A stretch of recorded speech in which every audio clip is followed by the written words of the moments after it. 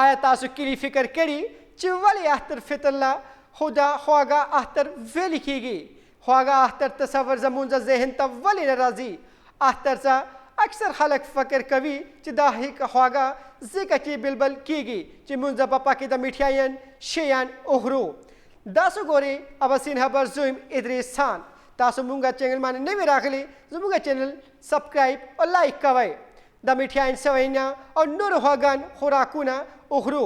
خو اصل حقیقت دا دی چې دا د نوم یوازې د برصغیر روایت نه دی بلکې د اصلاحاتو ترکیه یعنی د عثماني خلاف نه ورځي.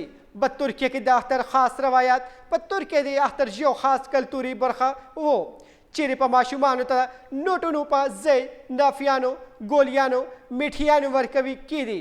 دوی د اختر د سیګر د بریامي به سیګر ایدو بلی چې میټھیانو چا خوږېدل وي. د ترکیې د روایت د څنګه چې نورو سیمو ته خپور شو. نن د هم استنبول کې داسې دوکانونو شته چې 200 کاله په پخواني دی چیرې چې د خاص خواږه شیان خرڅېږي. د ترکیې او د ترکیې د خلکو د روایت د ټولو سیمه خصوصا د برصغیر په کلتور اثر وکړي او د هم وجه ده چې مونږ به هم د اختر د خواږه اختر وایو.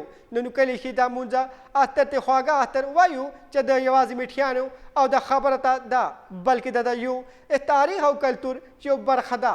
داسې مزید ویډیوز لپاره اباسین خبر له فالو سبسکرایب شیر کړئ.